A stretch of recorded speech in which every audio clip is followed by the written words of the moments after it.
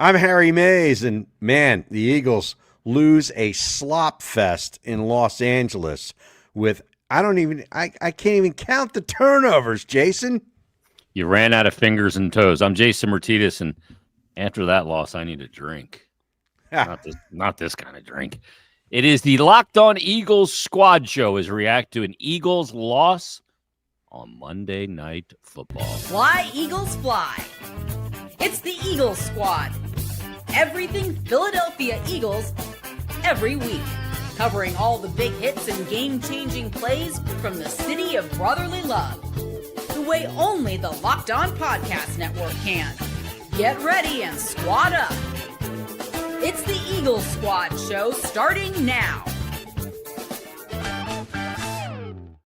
That's right. It is the Eagles Squad Show presented by FanDuel. If you want to be right in the middle of the action this season, visit FanDuel.com and place your NFL live bets all season long. Well, the live bet tonight turned out to be DOA, dead on arrival, as the Eagles go to overtime, and it ends with an interception about at the 2-yard line for Jalen Hurts. Fourth pick of the game. How many, Harry? Four! Unbelievable, Ridiculous. Jason. It really was. I mean, this was like such an ugly game in so many aspects. I mean, from both sides. Offensively, it was just really hard to watch. But, man, here we had been, lauding Jalen Hurts all season long for being so judicious with the ball. And tonight, 4 interceptions and a fumble. Too. I mean, It was like there was one play with turnovers. There was one play where there was 3 turnovers on the same play. Yeah. Where he threw a pick, it got fumbled, he picked it up, then he fumbled it, and it went back. This was just a carnival of errors. I don't know if I've ever seen a football game like this in all my life, and I've been watching football pretty much every weekend since I was about 7 years old in 1972. With the NFL. Like, I've been dialed in. And this was incredible. And the Eagles lose to a team with a quarterback with a broken hand who was out there, he had nothing, okay? He's just trying to cobble it together. Yeah. And he's got no receivers, really. That team has nothing. I don't know how they're winning games, to be honest with you. They're 9-4. They're winning games like they won tonight, I guess. Yeah. I mean, I'm not dialed in on the Chargers, but man, this team that they faced really can't threaten anybody deep. The Eagles' defense, I thought, played great. They were getting a pressure. They had 7-8 sacks on Herbert sacks tonight. For 33 yards. Yeah, I mean, they were playing great, and they were getting some turnovers. The offense does nothing. No, in this they're game. a hindrance, Harry. They're not a help. Nothing. Once again, the offense just becomes such a catastrophic problem. When you turn the ball over 5 times, you have no business even going to overtime. You don't. Blessed You really don't. to get to overtime. And just disgusting. And they actually got some runs out of Saquon tonight. They had a 52-yarder. Yeah, you had a home run tonight. And they threw the ball 40 times. And, the thing that really irks me about this game, it was something that Joe Buck said. I'm a huge Buck fan and an Aikman fan. Well, so am I. You know that. Yep. You and I had him on Friend of the several show. times. Yeah. And Joe Buck brought out this stat that the Eagles in shotgun were averaging 3.5 yards per play. And under center, they were averaging 12.5 yards per play. Yeah. And frankly, and this isn't Joe Buck that I'm mad at, it really pisses me off at the Eagles because we've been talking about this out of our mouth, our ear, talking about getting under center and doing something different.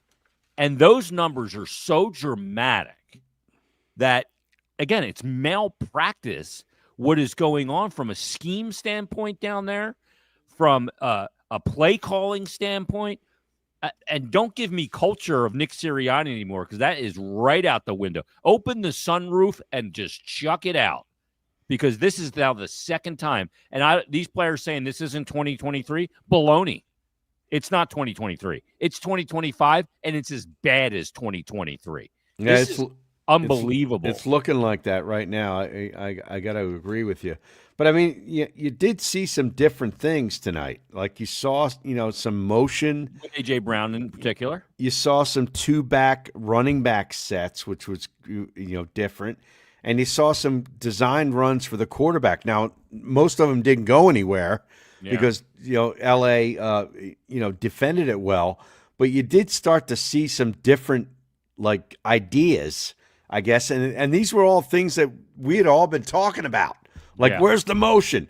Where's the quarterback runs? The two-back sets, whatever. With Shipley in there. Once. What's that? They ran Bigsby only one time though for 4 yards. Right. Yeah, they love Shipley in there. Yeah. For some reason, they like Shipley, and I don't dislike Shipley, but I mean, he didn't get a carry. Right. It's crazy. He gets one catch. It's like you can put guys in there and show me all these different looks, but if you don't actually utilize them, who gives a crap? Yeah. Right? Joining us right now, Harry, is Louis DiBiase. Oh, he's in here already? I thought he was doing this national show. He's going to be gone for a half an hour. That was only if they won the game, boys. Only if they won the game. They don't want me in a They don't want me in a you loss. on a loss? Are you serious? Nope, they don't want the losers. They don't want the losers. They brought in locked on whoever Charger is out there in your stead. That's right. Come on. I got kicked to the curb. I got benched before Jalen Hurts did. Brutal. Tom Petty wrote "Even the Losers," Luigi, and they need to honor that. Even the losers. Well, I'm starting to think, Harry, to go back to Tom Petty, you got lucky, maybe something too from last year. Oh, you got lucky, babe. When I found you. Well, the Eagles didn't get lucky tonight. Let's get Louis DiBiase's initial take on an overtime loss. Again, I got it. First, let me just say this before I get to you, Louis. Mm-hmm. Justin Herbert can play on my hockey team any day. Oh, he's a hockeyman. There's no doubt about it. He is one tough. First of all, he can chuck the ball. Like that throw across to nobody, though. Field. He's got nobody to throw to. That's what's even more amazing.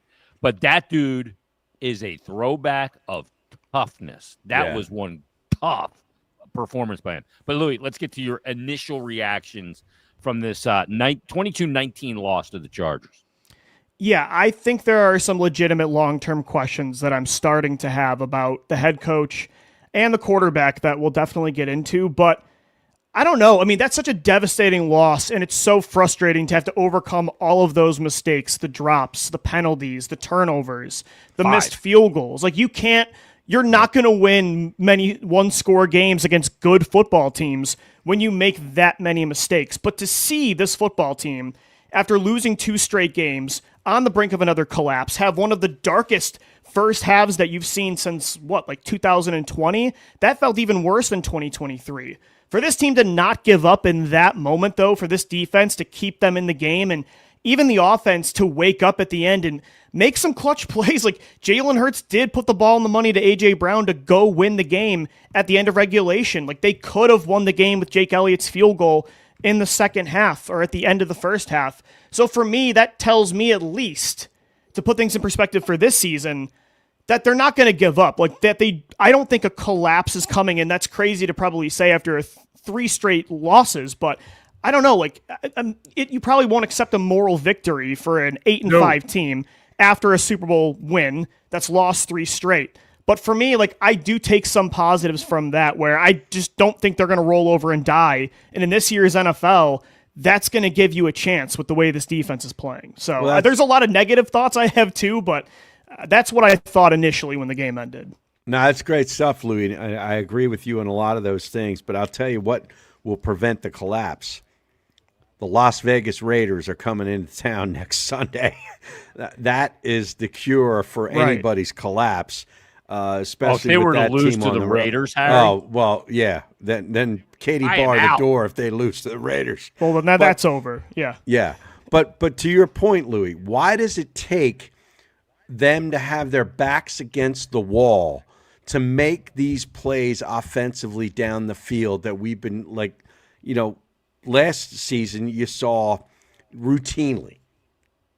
It's You know what I because mean? the quarterback. Yeah, no, I totally know what you mean. I think it's the quarterback is not comfortable making those kinds of throws, especially in tight windows, until he absolutely has to. And Jalen today, I haven't seen a quarterback that rattled in a first half of football. And there's been a lot of moments this year where he's completely disappeared for multiple quarters on end. But there was a couple moments there today where I saw 2020 Carson Wentz where I'm like, he is just not seeing the field well. Yeah. He is missing a lot of open players. He is always a half a second too slow to see the open receiver. And in the NFL, half a second is everything between an open play, a reception, and either an interception or an incompletion. I think that's the biggest problem is for all of inconsistencies that you've seen of Jalen's career, he's regressing this year. Like, I think we've all accepted kind of who he is, but he has even taken a step down from that this season as a passer. And I think a lot of that's on coaching, but he has just not played well enough, and it was too little too late today. You know, the thing is we look at him and we say he's such a competitor, he's such a pro. You know, he's kind of a machine in a lot of ways, you know, emotionless.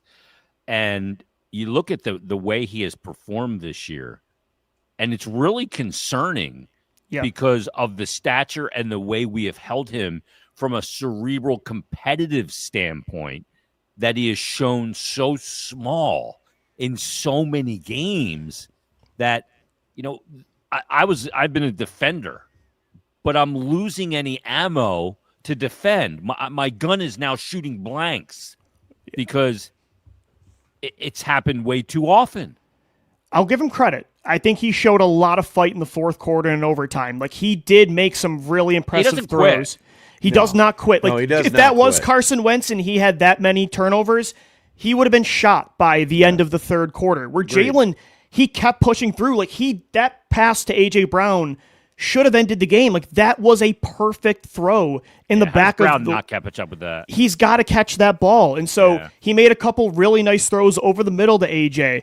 That 3rd and 16 conversion in overtime with the game on the line to Devontae Smith, a layer throw around 5 different players in zone coverage. Like, he shows the signs that he can do this, but it's about consistency for Hurts. And so that's, to me, the bigger issue than him choking late in games. It's about, can he grow? Can he age well in his career where he takes more steps as a pocket passer, or is this who he's going to be as long as Nick Sirianni's his head coach, and does he have another level to his game? That's where those are the questions I'm asking right now, because for 2 years straight now, this is who he's been, and if the run game is not getting going, they can't ask him to be an efficient, high-volume passer, and that's, if the mobility ever goes away as he ages, he might be the next Russell Wilson if he does not evolve.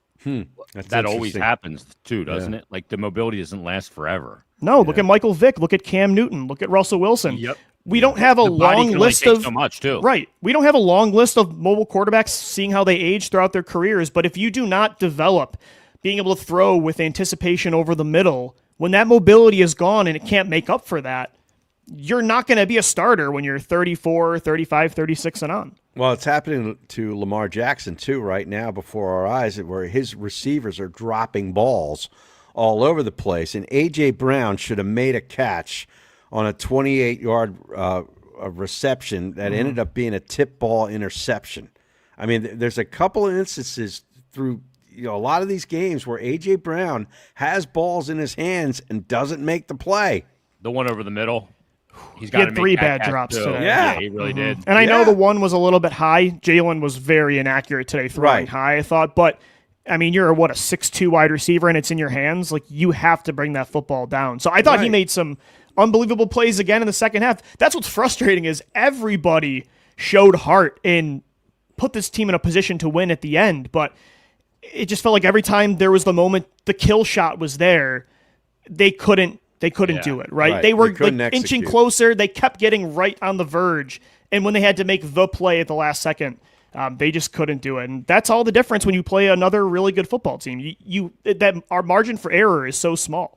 Yeah, and I wonder, are the Chargers a really good football team? I mean, they're 9-4 now. I mean, I don't know how they're good. 9-4. I don't know if they're great, but they're good. And like you said, their quarterback's great. I mean, he's playing with one hand today, and to make some of the throws outside of the pocket he did late in the game was pretty impressive. They're not making the playoffs, though. That schedule they have coming in is brutal. It is tough. Yeah. Yeah, really brutal. I mean, at but this anyway. point, are the Eagles winning the division? Yeah. Before that's now back in flux. It is big time. I mean, The Lions gave you a gift on Thursday. And if you look at the Cowboys' schedule, it's favorable, right? I mean, the Commanders looked really bad on Sunday. They got killed by the Vikings, and you got two matchups. They quit on the coach, dude. So I'm convinced that's a good sign. Quit. The Eagles have 2 games against quit. Washington, but Jaden Daniels is back. I don't know. They might shut him down again. Yeah, so he got hurt again. Yeah, that's a good point. You're right. Yeah, Mariota he got did hurt come again. in. Yeah. So, I mean, your schedule's not hard either. And Ertz it's done for the season. He was like the safety valve for all those quarterbacks. Yeah. That's why, as frustrating as this loss is, I still think they're going to get it done enough to have a chance in the playoffs, where they're still going to have at least one home playoff game to me. Yeah. The fact that they just didn't keel over and die in this game after that horrible first half gives me hope still to hang on to. But that does not erase the long-term questions. Like, they have some serious... If I'm Howie Roseman and Jeffrey Lurie, I have to talk. We got to have a conversation about our quarterback and head coach. If Jalen's our guy long term, we might have to reevaluate Sirianni's future, because Jalen is not going to age well with Jalen Hurts, Hurts is not going to age well with Sirianni. Yeah. He's always going to have a new play caller, and he'll never grow that way, ever. Yep. Boy, that to think that that's a valid discussion. Like, off a Super Bowl championship at season. MVP, Isn't that amazing? And you but can't he's right. You're right, Louis. But they won the Super Bowl because they were able to hide Hurts and Sirianni's deficiencies because of an historically good running game, and an elite coaching staff around Sirianni. And the minute those things went away this year, and Hurts and Sirianni had to carry you more, their weaknesses that popped up in 2023 when they had to carry again have showed back up. Like, Hurts, those inconsistencies have been proven this year when he had to carry you when the run game's not working and the play calling's not working, and it hasn't worked. Yeah. So that's a real conversation. We shouldn't be surprised when we have to realize that the offensive line this season is not fixable. No, there's not a play calling fix. There's not some guy's going to pop out of the woodwork. You're 13 games into the year. You are who you are right now. Yeah. I mean, it's not changing until 2026. Yeah. There's nothing they can do to fix that. And we shouldn't be shocked, yet I still think that we are because of last year, because, Saquon had that insane season, a lot of it because of the offensive line. Let's be real about it. And Hurts had an incredible year. It was a magical run. And this is never going to compare. And it looks so bad as the side-by-side comparison of a year ago that, I mean, they're going to make the playoffs, but it was never about making the playoffs. It was about trying to repeat. Right. And that's not happening. At least get to a Super Bowl. I mean, Yeah, and then at least win the NFC. You get there. Yeah. But that looks like a long shot now. I mean, that looks miles away to me. Yeah, I agree. I think my expectations have shifted now to just I don't want to see them collapse again. Because if they collapse, then you have to make real change. Like, my opinion of the core is starting to change if they do that twice in 3 years. Yeah. If they don't completely collapse, then there's cosmetic changes, but not wholesale. Yeah, like what if they win a playoff game? What if they make it to the second round? Yeah, coaching staff's coming back. I'm rooting for... Probably. Yeah, and do you want that? Maybe you should root for a collapse. I don't know. That's what I'm saying. It depends on what you believe in, I guess. I mean, Sirianni's numbers are what they are. They're fantastic as a head coach. But if this team collapses again, and like you just said, Louis, the real thing that we got to come to terms with and figure out is this quarterback going to age well with this coach? Yeah. And if that answer is a definitive no, then a collapse may not be the worst thing. I hate rooting or thinking that that's the best idea because it's against my spirit. Yeah, it's against your DNA. Yeah. But Troy Aikman made a comment tonight about Sirianni, saying about something about his first 4 years are like some of the best numbers in the history of football. It's Madden. It's crazy. He's got a 700 winning percentage. Yeah, and making the playoffs every year. Yeah, and going to 2 Super Bowls and winning one. Yeah. I think what the front office and what ownership needs to ask themselves is, do we think this is who Hurts is and he's not fixable? You got to take the good with the bad and just build around that, run first offense, lean into his strengths? Or is this something that can be changed, that can grow, he can grow into being a different player if we make changes on the coaching staff? That's the question I think they have to answer this offseason. And then based on that, you take that approach. Yeah. In the meantime, too, I mean, the conversation where this is going week to week. And again, you mentioned it, Harry, the Raiders coming to town certainly maybe helps your cause to get your legs back under you. But what does that even mean long term? Beating the Raiders, like, you better. This is like that SEC weekend at the end of the year when they take on like Samford. All the SEC teams play like a Division I AA team. They get that automatic win. That's what the Raiders are. They should be relegated. I hope so, but I thought that way in 2023 when they played Drew Lock and the Seahawks and then the Cardinals, and they lost both of those games. So not a bad point. We'll see. Let's take a timeout. Let's get our feet back under us here. The game goes down to the wire. The Eagles lose in overtime. We'll discuss that and more, including Saquon Barkley, who had some pretty darn good numbers on the game. We're back after this on the Locked On Eagles Squad Show. All righty, let me tell you about Aura Frames. This is the Christmas season. The holidays are officially here. Countdown is on, which means gift hunting season is on. And if you want something meaningful, personal, and guaranteed to get a reaction, Aura Frames is the gift that delivers every time. It's not just something you wrap. It's a way to share memories. Now, Aura isn't your average picture frame. You can preload the frame with photos before gifting it. You're not just giving this gift and saying, hey, here you go, upload your stuff. So when they plug it in, the memories are already there. That's a wow factor. No apps to figure out, no setup headaches, just instant smiles and instant reaction. Grandparents, parents, newlyweds, anyone who loves photos, endless uploads of pictures, and 30-second videos through the Aura app was a great personal touch. And you can add a personalized message right inside the frame so the gift feels even more thoughtful the moment it's opened. It's a wow factor. Packaging comes gift ready, no price tag, no wrapping needed, and it'll be a huge win for you. It's a holiday gift that actually gets used and not forgotten in a drawer. It's one of those ones where you're going to get it, you're going to love it, and you're going to hang it right away. And for a limited time, you can save on the perfect gift by visiting auraframes.com to get $35 off Aura's best-selling Carver mat frames, named #1 by Wirecutter. And all you got to do is use promo code LOCKEDON at checkout. That's AURA frames.com. And remember that promo code, Locked On. This deal is exclusive to listeners, and frames, they sell out fast. So order yours now in time for the holidays and support the show by mentioning us at checkout. Aura Frames. Terms and conditions do apply. All right, we are back. We're going to dissect Jalen Hurts, and he's going to weave his way in and out of the conversation no matter what we do. We can't, like on this show, after a 22-19 loss, 4 interceptions and a fumble, there's no way for us to go, okay, we've tackled the Jalen Hurts conversation. Let's move here because it's going to keep coming in. There's no denying it. No, Right. I mean,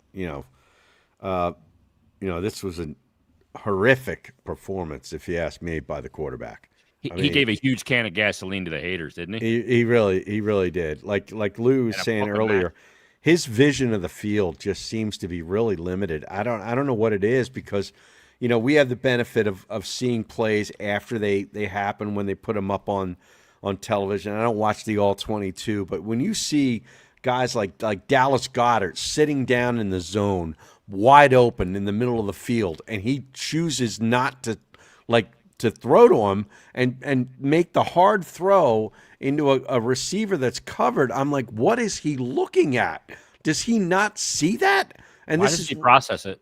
Yeah, I don't know. I mean, Louis, you're seeing the same thing, right? Yeah, and his last read normally, his eyes naturally do not go to the middle of the field until the play is all but over. And by that point, that open receiver, it's gone. So the question is, again, next year he's going to be in year 7. Can you retrain a quarterback, or can you build something into the brain of a year 7 quarterback to start thinking differently, to look at the field differently? Can a new play caller, or God forbid, they're not going to fire Nick Sirianni, but a new head coach that's an offensive-minded play caller, can that kind of guy make Jalen change his play style? I'm not so development sure. years. Yeah, He's beyond like, development. He's had success that way. Right. Yeah. Most quarterbacks at this point are who they are at this point in their career. But especially when you've had ultimate success. Why change, right? And if you're going to stick with him, then you have to just deal with that, like the inconsistencies. He can make that throw to A.J. Brown in the left corner of the end zone. He can pull a rabbit out of the hat sometimes. He's very clutch most of the time. But if your run game is not going to be consistent, it's not the face of your offense, this is the kind of football team you're going to have more times than not when Jalen's your quarterback. He just, since 2022, he has not been an efficient passer in a high-volume offense throwing the ball. If you're throwing 30-plus times a game, you're going to get a lot of ups and a lot of downs with Jalen Hurts, and you can't build a team that way if the run game's not working. So that's, again, the question you got to ask is, are you okay with that for the future if you're Howie Roseman and Jeffrey Lurie? Yeah. Harry, how much of this game do you put on Hurts? I mean, this is a big piece of the pie. like plus The majority, over right? 50. I mean, Yeah. like 60, 65 is like where I'm 75%. leaving. Yeah. I mean, you turn the ball over that many times. I mean, it's got to be on you, right?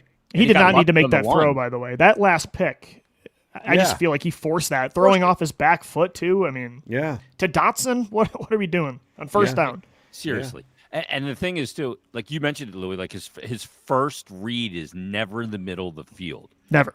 Why is that? Because he's afraid of the middle of the field. He feels way safer on the outside. I don't think he can see very well in the middle of the field. You think it's a height issue, too, Harry? I don't know if it's a height issue, but Happy he just feet? doesn't seem to see guys in the middle of the field first. The problem is, too, he shouldn't see guys. Like, he should be throwing them open over the middle. You have to Right. throw to a window at times. Like he not did on Devontae's throw. Yeah, and Well, that's the thing is, that's frustrating because you know he can do it. You see those moments, but he only does it when he absolutely has to. Right. McNabb never used to do that either. Yeah. He doesn't default He never there. threw guys open. You look at They, Herbert. they the way had he to threw be the ball, open. The way he threw the ball, Yeah. he threw the ball where it needed to be thrown, to where it needed to be thrown, even across his body. Well, he made that one great play. That was a ridiculous throw. That was a ridiculous throw, but he wasn't good tonight either. But he was under a lot of pressure, and he had a broken hand. So, Well, look at the way defenses are playing nowadays. I mean, they're playing majority of the time zone coverage, two safeties deep. You have to be an anticipatory thrower now of the football. You can't just figure it out on the fly. There's a reason offenses are so inconsistent across the league this year. I mean, Mahomes isn't going to be in the playoffs. Lamar, Burrow. defense has made a comeback. Like, is It the really is the has. pocket passer going to be revived in this league? Because these kind of quarterbacks aren't doing it this year. They're not. Yeah. They became all the rage, and then the league adjusts. And The now NFL moves in circles. That's how it does. works. It's the Unless cat you and can mouse. run the football, it's like that's how Buffalo's doing it now. They're Yeah. running the ball. Mm-hmm. You know? When you look, let's talk about running the ball because Saquon, the numbers on his game. Let me bring them up here. He ends up, 122 yards. and a 52-yard long. Silver lining of this game for sure. Yeah. Yeah, I mean, that was great to see that explosiveness at times. And Louis, before you jumped on, Harry and I were talking about it. That Joe Buck brought up the stat of 3.5 yards out of shotgun average, 12.5 yards under center. And frankly, that pisses me off because we've talked about it at our midweek squad show, 6 Ways to Sunday, about getting under center. And then you hear numbers like that, and it just angers me. I Because agree. If we see it, you're watching the All-22. I'm no football expert. I'm a hockey man. If I'm seeing it, they better damn well be seeing it. I don't understand the logic. I mean, they were red hot against Minnesota, New York, playing the majority of the time from under center. It was working, and they completely went away from it. Even today, there were so many moments they were building on momentum, playing under center, and then here comes the 1st and 10, inside zone run in shotgun, 2nd and 9, inside zone from shotgun. It's like, why this team is so adamant of doing that. That's the reason they're the worst first down offense in football is because it's a shotgun run. It feels like 90% of the time when they know that does not work. And the definition of insanity is third down team too. they do the same thing over and over and they expect a different result. So That's a coaching thing. That's a coaching thing. What were they coming in tonight? 31% third and out. Like, that's the worst in the league. Well, and the other reason you're dead last in yards after the catch this year, you cannot scheme open easy yards through the passing game. That's because they run hitches. Yeah. Hitches are when a receiver turns and stops. There's nothing. Yeah, notice a receiver never catches the ball in stride in this offense. Right, yeah. AJ did on that one down the left sideline where he tried to hurdle a guy. That was it. But again, because he had to hurdle a guy, he was out of bounds. To do that, you have to throw with anticipation, right? I mean, I feel like a lot of times when it's see, look, throw, it's going to be a dead stop kind of route. So, I mean, it's the quarterback and the coach. It's the play caller, it's the OC, the head coach, and it's the quarterback. And until that changes, you're going to be inconsistent. 4 for 13 on third down. They didn't even go for it on a fourth down. Yeah. Well, that's not the Eagles. Here's the other thing. They had that 3rd and 2, okay? And, again, didn't go for a tush push. I think this is all an accumulation of the injuries on the offensive line. Those guys on that left side of the offensive line are banged up, and they're lower playing, body injuries, but they're banged up. Yeah, Dickerson went out again. Yeah, and like I've been hearing that there's going to be some postseason surgeries that are basically already scheduled for these guys, like Juergens, Dickerson. I wouldn't be surprised to see all 3 of them get something done postseason. So they're banged up. So I think that's why that they've changed that philosophy, which used to be, hey, it's 3rd and 2. Let's run a tush push, and then we can run another tush push and get the first down. Right. They don't do that anymore. Yeah, like on 2nd and goal. I mean, normally this team would, the last few years, run 3 tush push plays if they had to. They probably would have got in the end zone before that. And instead, they're running a play action rollout where they're cutting off half the field. Jalen's running to his left, throwing across his body. Yeah, I think a lot of it is Dickerson, Juergens. They have lower body injuries right now. Juergens dealing with a back injury. Blocking a 300-pound nose tackle with a back injury on a tush push play is impossible. And then Tyler Steen's not Mekhi Becton from a power perspective, so they've kind of had to get rid of the play to a degree, which is unfortunate. But I will say the run blocking was really good tonight. I think that's a silver lining is if they can run like that on the left and the defense side. Plays like that, they're still going to have a chance where they're against. Going. Yeah, I don't think they're going to be the favorite to win the Super Bowl by any means, but if the run game can play like that the rest of the way and the defense plays like that, they will at least have a chance. It seemed to be like outside zone, out beyond Mailata, where they had success. Right. Let me ask the question. Are all these injuries a byproduct of too many tush pushes? It could be. I think it's also just maybe the reality of a late Super Bowl run. Yeah, Mailata's talked about it, that the tush push takes a lot out of these guys, and they did a lot of them over the last couple of years. Yeah, I mean, you're starting to see the wear and tear of deep playoff runs with the Chiefs now too. I mean, they're basically cooked. You know, you're starting to see this cumulative effect of year after year after year of deep and playoff 17 runs. Games too, Harry. Yeah. It takes a toll on you for sure. Yeah. I mean, late season runs. I mean, obviously you'll take the championship, but a lot of these guys were playing with injuries during the playoffs. I mean, Juergens and Dickerson were hurt in the NFC title, remember, in the Super Bowl. So that is part of just the reality of this. Some things that are just out of your control when you're a consistent contender. Third down, again, has been an issue. They only get 4 third down conversions in this game on 13 different attempts. Is the issue with third down the cumulative effect of first down inefficiency and the inability of the quarterback to use the middle of the field? Yeah, naturally they're not good throwing behind the sticks, right? Or they're not wanting to run himself. That too. I think they're a terrible first down offense, and they're not a very good passing offense. So when it's 3rd and 7+, this team normally doesn't have success moving the chain. So can you pull those numbers to see how often they're in 3rd and 7+? That's got to lead the NFL. Definitely leads. I don't have it in front of me, but it has to lead the NFL. I mean, they have the most 3 and outs in the league, so naturally, I think those go hand in hand. Yeah, I would think that's. I mean, first down is the most important down to set everything up, and they've just done such a poor job on it. They on first down, they threw the ball 12 times on first down and rushed it 5. Oh no, wait, that's 12 first downs. Let me see. First down from. I'm trying to see how many times what they did on first down, but I don't see it here. But nonetheless, it really is remarkable. Harry was discussing different formations and 2 backs in the game. And they did this several times, but they never ran Bigsby in that situation. They never ran Will Shipley in those multi-back situations. So what's the point? You're showing a different look, but they you're not love having utilizing Shipley it. out there because they like really him out of the do. backfield, like receiving the ball, I guess. And he had one catch for 3 yards, but Yeah. But that was one of the wrinkles that we saw. We were waiting to see some of these wrinkles of, this sort of this mini bye. Everybody likes to say, you go from Reset. Friday to Monday. We're going to reevaluate. We're going to assess and what things were really different. You had like 2 back sets. You had some plays that there was a little bit of motion pre-snap, and some quarterback runs. That was really it. I didn't really see a whole lot of difference out of the offense.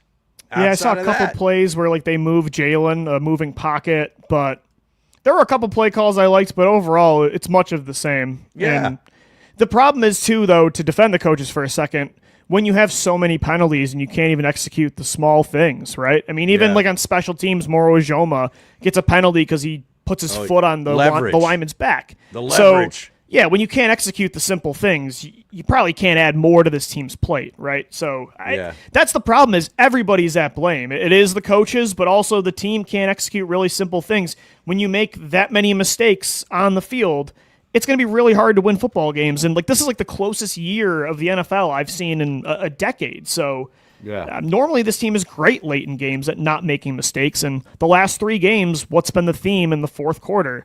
They make the play to lose the game instead of the play to win it. And that's not normally like this core, but that's the reality of who they are right now. Yeah. they won 2 games going into the bye. They beat Minnesota and the Giants, 2 pretty bad football teams. Yeah. Out of the bye, they beat Green Bay in that 10-7 game. Then they beat Detroit 16-9. Since then, 24-21 loss to Dallas, where they were up 21-0 on the first 3 drives. Yeah. Then Chicago emasculated emasculated. them. Yeah, 24-15. Like, that game is worse than the score looks to me. And then this game, 22-19. All those Eagle fans traveled out there. And I know there's some that live out there, too. It sounded like a home game. Yeah, it did. Imagine that flight back after watching that Brutal. football game. Like, this team is not fun. Trust me, No, I had to they're drive not. 6 hours home after going to the Bears game. That was the longest drive of my How life. was that? Intense. I had to sit in the wind, and I've never felt that building so. I mean, the animosity in Throat? there was horrifying. Yeah, Yeah. but it was justified for sure. It was miserable. When you're watching that game and you're in the stadium, Louis, and they're just getting 200-yard rushers. It's a Friday game. There's a lot of juice in the stadium, and Yeah. what was that like? It's crazy because I kept, Funny? I felt just the vicious people behind me, right? You could feel the intensity. And then I kept looking up at the banner from last year. I'm like, how did we get here again? It's just that you look up at 2024 and it feels like a top 5 team in the history of football. I'm like, why is this always the reality of this football team after a championship season? Like they just cannot, and I know part of it's just the reality of the NFL. We're seeing it with Kansas City too, but 2018, 2023, 2025, they just, I don't know. I mean, it's a 1 year kind of magical thing, and then it's just not meant to last, it feels like. Yeah. Like some people go, well, we can't have good things, but there is 2 Super Bowl wins. Right, that's why it's hard to complain. I'm sure there's a lot of other fans rolling their eyes. They just want one for their entire life. But. And like people of Harry and I's vintage, like Right. we dreamed of one for so long. There's so many Rich Kotite years, marrying Campbell. Well, not to age myself here, but even me, like I was 10 plus years. I didn't become a coherent football fan until after the McNabb era, and they didn't win a playoff game until 2017 when I was at that point 20 years old. So even myself as an Eagles fan, I went a decade plus without seeing a playoff win. So it's hard to complain when you put it in perspective. Just think about Sam Bradford and it'll all go away. Yeah, like you kind of came into the foothold of your football life during Chip Kelly. Yeah, it was the end of the McNabb era. So it was Vic and the Dream Team, and then the random Foles year, and then it was Sam Bradford. So, 17-2 Foles year, right, where he throws 17. Yeah, exactly. So I guess you could put it into perspective that way. But then you see all the players on the roster of this team, you're like, never mind, I don't want to accept that. They should be doing so much better. Yeah. Let's take our second timeout. We'll come back. We'll talk about the ramifications of the game. And we got to get the comments. I mean, there's like 200 comments coming in during the show today. Yeah, I'm not kidding. Just click the comments thing there, Harry, and just scroll it. It just keeps scrolling. People show up when they lose. They do. Well, look, misery loves company. That's yep. Let's go to the phones. Yeah, let's go. Let's go back to the phones. We'll do that coming up. We'll get the comments and much more as we try and break down and try and make sense of what this Eagles team is, where they're going, and what it all means after a 22-19 loss in overtime to the Los Angeles Chargers. Back after this on the Locked On Eagles Squad Show. All righty, let me tell you about Game Time. Now, I'm going to tell you about something cool when it comes to Game Time. How about the World Cup coming back to North America for the first time? Can you believe this? Since 94. Louis wasn't even alive yet. With 48 teams for the first time ever, it's going to be massive. But let's be honest, getting tickets, that's the hardest part. That's why the Game Time app is super clutch. Finally giving fans a real advantage when it comes to snagging seats. Needless to say, in 1994, Game Time wasn't around. With Game Time, you can track price drops in real time, get alerts when great seats open, and buy tickets the moment they hit the app. You can pull the trigger, puts the power back in your hands, and makes going to the World Cup realistic instead of impossible. Now, you pull up the app, and the layout makes it really simple to scroll through the matchups and compare seat views. You can pick a game, tap a section, and have your tickets locked in within minutes. No confusion, no hunting for fine print. The seat view feature is also a game changer. You're literally can see what the pitch looks like from the exact seat before you even buy it. Prices include fees up front, which I love. No last-second surprises at checkout, and alerts for teams and matches will make it easy to grab tickets the moment they drop instead of missing out. This is like a sports game changer. And when it comes to an event as big as the World Cup, it's huge. So take the guesswork out of buying World Cup tickets and every match, concert, or event with Game Time. Download the Game Time app, create an account, use the code LOCKEDONNFL for $20 off your first purchase. Terms do apply. Again, what you need to do, download the app, make an account, real easy. Use the code LOCKEDONNFL for $20 off. Swipe, tap, ticket, go, Game Time. Not for nothing. What? But that's a really good feature with the Game Time app for the World Cup. Oh, yeah. Huge. Terrific. I mean, I'm looking forward to that. Like, I want to go to a game. And that makes it really easy to do I'd so. love to watch any sport right now that's not football, so I'm in. Yeah, exactly. I agree with you. Well, maybe not the NBA, but everything else. Like That's fair. You look at Justin Herbert, like he could never play in the NBA. Like he's too tough. He's too tough. He's too tough. He's like 80s Fair. NBA. 80s NBA. He is. Bloody faced. He played for the Pistons. Let's go to a sequence here near the end of the first half that kind of summed up the game for me with the Eagles. Adoree Jackson makes an interception. By the way, Adoree Jackson made a couple of plays tonight in the first half. Great. He was good. Where he was pretty agree. good, okay? He makes an interception, and then there's the personal foul on Vidal, the running back, who picked him up and threw him over on his shoulder, and he got the personal foul. Jalen Phillips made the quarterback hit on the play. It was a really good spot for the Eagles. So they're at the end of the first, and Sirianni needs to get talked into it by his quarterback on the sideline as to what to do. They were going to just go kick the field goal. And Hurts is like, no, let's go run a play. Let's try to get it in the end zone or do something. And Sirianni's like, okay, yeah, I guess. And then Hurts can't find his frickin' helmet, which I thought that Tanner McKee might have hid underneath the bench so that Hurts couldn't go back in the game and F things up any more than he already did. Yeah. He comes back in and throws a ball out of bounds. It was a total waste of time. They end up trying to kick the field goal, and he misses the field goal. That kind of summed the game up for me, Louis. I don't know about you, but why, excuse me, why is it that Sirianni just seems to never, he's always being sort of voted over by players. It's sort of never him. that's in charge. That's what I view this. It's never like, this is what we're doing, and that's what it's like, oh, we got all these voices coming in. Oh, yeah, let's do that. Too many cooks in the kitchen. Yes. I think you can look at it in a positive way that he gives players power, and I think a lot of teams like that in their coach. But you're right, in those moments, they've got to have more conviction about what they're doing, especially in a huge moment where Elliott hits that field goal. You don't even go into overtime. You end up winning that football game in regulation. So, yeah, I'm with you. Sirianni, I said heading into this game on the podcast this morning that nobody had more pressure on them to go in and win this game than Sirianni, because look what's been happening. The two biggest issues of this football team this year have been discipline with penalties and the offensive game plan. Well, Nick Sirianni doesn't call plays, and he preaches all the time doing the things that don't require talent the best in the league, and they're the worst in the league at that, and he handpicked the play caller.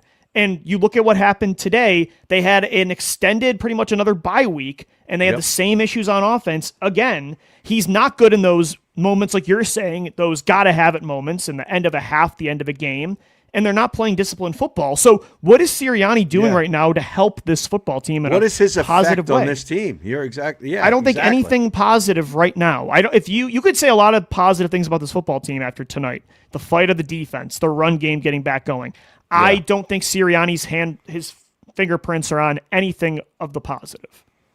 Well, they're not on anything defensively. That's all Vic Fangio. It's all Fangio. Yeah, Fangio is like, stay out of my lane. Stay out of my. Anybody that says it's Sirianni's defense because he's the head coach, it's BS. No. It's Fangio. Fangio is the head coach of the defense, and thank God he is, because you would not have 8 wins this year without Vic Fangio. No, it's the same as when Jim Johnson was here with Andy Reid. Andy Reid had nothing to do with the defense. No. Doug Peterson had nothing to do with the defense either. It was Jim Schwartz. That's the way this organization has liked to build things. But the problem is with Nick, he doesn't have his hands on the offense either, and when he does, it doesn't work. So yeah, there's a real question of where's his accountability lie? And if you keep collapsing, he's not good as the culture setter either. So again, where is the positives with Nick Sirianni right now? Right. I know they just won the Super Bowl. But of Howie Roseman. It's crazy they just won the Super Bowl, and we're talking about this. It is, and it's amazing because you always have to sort of stop it with that. Well, they won a Super Bowl last year, and the quarterback was the Super Bowl MVP, but he's playing over, though. That's horribly. So far in the rear view. Things change so fast in this league, though. I mean, Doug Peterson won a Super Bowl. Looked like he completely changed the way that the NFL was coached, and he was gone after he got 3 more seasons, and he was gone. Yeah. So this organization works in a unique way where I really do think, even though he just won the Super Bowl, that Nick Sirianni next year will be on the hot seat. They are going to handpick his new play caller for him. They're going to want Jalen Hurts to show growth in weak areas, and if it does not happen, Lou Reed doesn't sit on his hands for 3, 4, 5 years because of what you did in the past. He's going to zoom in on that Super Bowl and see who had what part of all of that, and he'll put Sirianni in a vacuum and he'll evaluate it without that lens of just like the Steelers say with Mike Tomlin. Well, he's made the playoffs every year. He won us a Super Bowl. He hasn't won a playoff game since 2017 or 2018. That's not how the Eagles operate. So his feet are getting warmer and warmer. Yeah. Let me ask you this. Is there going to be a real question about Sirianni beyond this year? Even into next year? It's hard to believe that we'd have this conversation, but when you talk about... It depends what happens over the next 4 weeks. Okay, so say they get to the playoffs and they lose in the opening round like they did in 2023 when they got belted by the Buccaneers in embarrassing fashion. Yeah. They had leaders on them, proud guys on that team. Kelsey's on that team. I still think they're going to have a home playoff game. They're going to win the division. Yeah, what if they lose, though, that home playoff game? Well, then that's in a big problem. Fashion. That's not going to be an easy game. You might play Green Bay or Seattle or Chicago who just beat you. Yeah. In that scenario, I want no part of Chicago. You got to tell me how the season ends. Like, not just what round they lose. Like, how does it end? How does it look? If it looks like 2023, then I think you got to have a real conversation. But even if they get to the second round, let's say, and they don't completely collapse, if these issues continue into next year, again, they have to start thinking about the long-term future with Jalen Hurts, who's going to be at that point pushing 30. What direction do you want to take with this organization with Jalen? It's all about Jalen. Brown? Is A.J. Brown still here? Well, that's over after this year. I think he's going to want to be on another team, and I Right. wouldn't blame him at this point. Right. I wouldn't know he either. dropped the ball a few times today, but I know. I think he's going to want to be elsewhere. And I hated the way he communicated things this year, but I don't hate the message, and I totally don't blame him. Don't blame him. Yeah, that's the thing. No, I get it. I get how you wouldn't want to deal with this kind of inconsistency and this roller coaster ride of an offense when it's quarterbacked by Jalen Hurts. You always have a new play caller, and Sirianni every other year does this. So I tell you, a lot of it is self-inflicted with the play calling. I tell you, who was the most consistent guy tonight to me on the offense was Goddard. Goddard was great. Every time they needed a first down, they And went. guess to who's him leaving and in he free got it. agency next year for another Exactly. team? Exactly. That's This my team point. might only have Devontae Smith because Jahan Dotson, also a free agent next year. This team could get completely picked clean of their weapons outside of Devontae Smith and Saquon Barkley. Yep. Well, that's one thing I don't worry about a ton because you know Howie Roseman's going to go big game hunting no matter what, especially if he loses guys like that. I think he'll find a way to restock the cupboard that way or the roster. But the question is, again, is what like at the end of the season, I want that question asked to Howie Rose. I may show up at that press conference area with a one-day credential. No, because the Flyers will have a game or something That's a good in point. the afternoon. Yeah, But they might Goddard- be playing, the Calgary Flames or something that afternoon. Oh, you can't miss that one. 8 No. catches, 78 yards, almost 10 yards a catch, and For a tight end. on 10 targets. I mean, that's kind of an Ertz line because it's not a lot of big plays, but a lot of big clutch catches for first downs is what. Yeah, that and he was. set up a lot of third and shorts too. I Yeah. thought And he's Goddard a was good blocker. really good. Yeah. Like usually a guy that can block like that is not going to have a line like that of receptions. 10 yards average for a tight end is a big number. Just an underrated player. Always has been in Philly because he was behind Ertz, behind Brown and Smith, Yeah. often injured. But when he's healthy and when he's featured, he's a really good football player. And somebody's going to get a good tight end next year. Yeah. You can't go into next year with A.J. Brown with this uncertainty of what the offense is going to be because it's just going to get even noisier. Unless he demands a trade, though, unless he says, I'm not playing for this football team again, I wouldn't trade him. I would still rather have him on the team and deal with this every year than not have him on the football team. Yeah. So it would have to be him forcing their hand. And even then, I'm curious what their approach is going to be. I think that decision's already been made that this is the end of it for him here. Maybe. I mean, he's been time's heavily up. featured the last month, so maybe that's changed his mind. Well, maybe he's featured too because they want to get more for him in a trade. Well, I Or also they're got trying to save him, trying to keep him. I don't know. Yeah, I also got to don't know. give credit to Britton Covey tonight, man. He was good. He had 4. Can I say something, though, about Britton Covey? 100 yards, Harry? Yeah, Go what did he ahead- have? Go ahead, Luke. Go ahead. No, Louis. go. What was his numbers? Well, he had 4 kickoff returns for an average of 25.8 yards per return. And then he had punt returns 3 for an average of 18 yards. Now, that's way That's a good better day. than they were getting before. That's all Gibson. I'm going to Yeah, say. for sure. Yes. I'll say this, though. I am terrified every time Britton Covey returns the ball. Well, you can because fumble the ball. He's so small. He gets lit up, it feels like, every time. And he almost fumbled multiple times today. It's like he's either going to take it to the house or he's going to fumble. And I feel like nothing in between. So horrifying returner to watch, but very productive. But way better than Xavier Gibson. Or Yeah, whatever for the sure. hell He his put name them was, in. He gave them good field position who at was the end of the finally game. cut. Yeah. Yeah, multiple times. So Covey definitely an upgrade there. Yeah. You're right, though. When you watch him, like I feel like the dude's going to get exploded. He looks like me running around out there. I'm like, he's gonna die every time he gets hit. Only if you went to BYU and you're I think also we're like a around the skier. same height, same Are weight. you? Yeah, I'm 5'11". He's got to be close, right? Wow. He can't be more than 180. He's a in pretty water. good golfer, Louis. I'm not. So there, Covey. he's got me on Yeah. that one. He's pretty good. He's pretty good. Golf. Yeah. I think our last time out, Louis is going to tell you about FanDuel, and we'll get to some comments from the audience here on the Locked On Eagles Squad Show.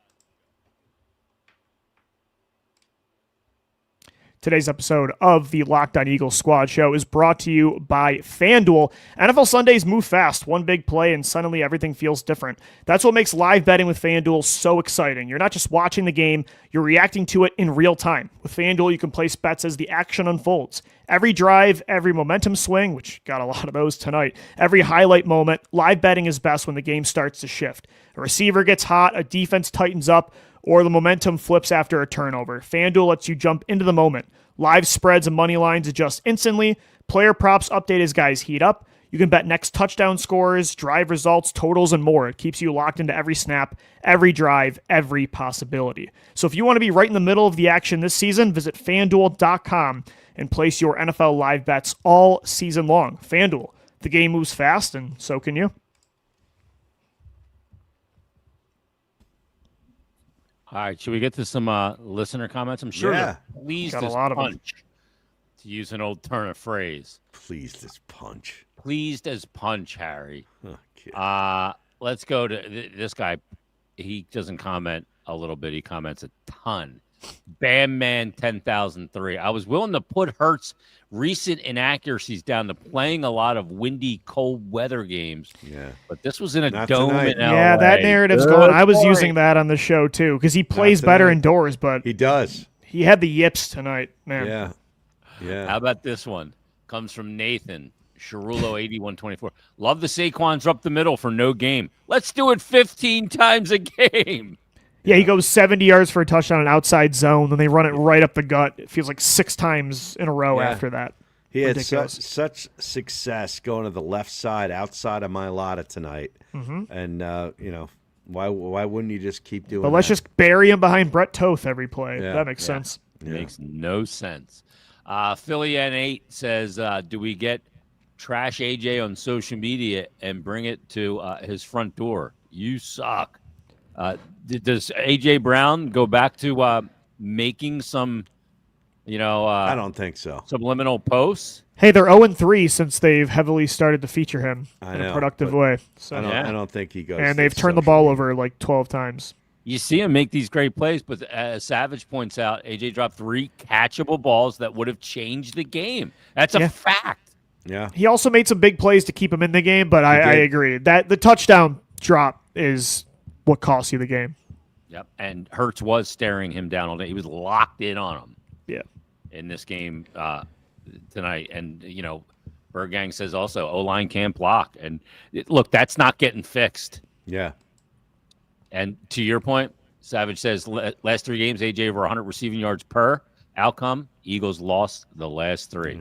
But hey, AJ's happy. Yeah. He's Yeah, getting his. They became what he wanted them to become, a pass-first offense, and they're not built that way. So that's why they're not winning games. It really is remarkable. No way you should lose to the Raiders or the Commanders. The Chargers had something to play for tonight. Huh? I agree. Wow. But They gutted it. when you make as many mistakes as this football team does, it's going to keep any team in the NFL in the game. So Yeah. I want to believe they're going to run through that, but The thing about the Commanders is Daniels got hurt again with the elbow in this game against gotta shut Mariota's him been down. scrappy this year, though. Ertz is out for the year. He got hurt. He was a big thing for Daniels, and I think they quit on the coach. So true. those 2 games, I think you can win. The Buffalo game probably is a loss. You got to beat the Raiders. You just got to get to 11 wins, and you immediately eliminate the Cowboys, who can't get to 11 wins. Because the math isn't there for them. Yeah. Right. And If you here's only the get thing. 2, you might not even make the playoffs. SW True. Lion. It says, imagine he's a Saquon fan. Lion 26, Saquon's number. There's no excuse to collapse. 3 of your last 4 games are eminently winnable. You're not wrong. No. he's Good not. comments tonight. Jeremy says there's no guarantees we're winning the division because Dallas will win out. This They is could. 23 all over again. Let's look at Dallas's schedule while we're at it. They Yeah. could. They've got Minnesota. That should Then- absolutely be a win. That should be a win. They've got 2 division games against, I believe. Well, they do have the Rams or the Chargers rather. No, they have the Chargers. So they go Minnesota, LA, Washington, New York Washington. to finish it. and New York on the road. The They final should two win games are on 3 the of road. 4. And Minnesota then that and LA Chargers are game's a both at home. toss-up. Yeah. Yeah. But they could go 4-0. So if they get 3, they have 10 wins, right? At that point, they'd be 10-6-1. Yeah. So you would have to go 3-2 down the stretch to get to 11 because of No, that tie. If they get 3 wins, they're 9-6-1. Right. Because they're 6-6-1 Yeah. now. Yeah, because they're that's 6, correct. yeah. Yeah, never mind. Wow. So you could get to 10 wins in that scenario. So Um, Dallas still you know, basically has to win out. But even a slumping Eagles team is clearly better than the Raiders or Commanders. That's 3 wins right there. Yeah, but go back to 23. Let's go back. I mean, you go back to that we schedule. we kept saying that, yeah. Yeah, I mean that was an obvious thing. You lost to the Seahawks, the Cardinals, and then it got blown out by the Giants week 18. All terrible teams. Philly Nate says Hurts isn't going to age any better, and I look at college football, and there's no good QPs. Like we're stuck with. It's a good point. I mean, what's the other scenario at quarterback? I mean, you have to kind of lean into this with Jalen. That's why I think a head coach change is coming. He's within a already year on or the two. bench. Tanner McKee. Hey, if the pocket passer's back, Tanner McKee makes sense. Oh my god. This is a good point, and probably a conversation on sports radio with Harry tomorrow. Eagles fans can't get mad when people say Herbert is better than Hurts on those lists. Yeah, He still chokes in the playoffs, so he does. He has, does. yes. But I'd take his skill set over Hurts Oh my god. because Hurts doesn't want to run anymore, especially. I mean, yeah, it's, that's the big part. you know, Yeah, it's huge. And here you go. AT 9538. Yes, I may be selfish, but I want to see what would happen with Tanner McKee, not Don McKee. Tanner McKee. Look, we're all Eagles fans, so we all generally, naturally are curious about the backup. But if you, and I am too, trust me, I thought about it a few times today. If you do that, you will have a new quarterback next year. Jalen Hurts will demand a trade. You cannot bench him if you want him next year. But You can't go back to him in that Can scenario. you imagine if he got banged up in a game next week against the Raiders and he got Tanner hurt. McKee comes in Save and throws the day? 3 touchdowns at home, Louis, What do you against do the the next Raiders, week? and they win the game? The crowd will be it will be unbelievable. And guess what? They'll still go back to Hurts, and the city I know will they burn will. down. I Yeah. know. And then they'll lose. They will claim he is the new Nick Foles reincarnated, and he will go back to the bench. Last one. Brandon B says 7 sacks and a loss. Yeah, 5 turnovers. Defense played Yeah. so well. Jordan Davis was Turnovers, pump sacks. unbelievable. He was tonight. great. He was great. Jacoby Dean's going to get a huge contract too. Yep. He's the best blitzing linebacker He in was an football right animal. now. Cooper Animal. DeJean was great. It's so frustrating they wasted that defense didn't get a win tonight. It sucks. Yeah, you're right. Remarkable. Louis, what do you got coming up this week? We're going to recap this game. I got my solo show coming up right after this. We'll look forward to the Raiders game, and I'm going to start posing some long-term questions because regardless of what happens this year, we got to have a Hurts-Sirianni talk, so that'll be a big talking point for sure. Fireside chat coming on with Locked On Luigi this week. Make sure Terrific. you check out the Locked On Eagles podcast each and every day. We'll have an Eagles squad show for you midweek. Eagles Raiders next week. Everybody, thanks for listening. Thanks for watching. Eagles fall on Monday Night Football 22-19 in overtime. Everybody, have a great couple of days. Take a deep breath. It's Raiders week. Thanks for listening. Thanks for watching. We're back next time.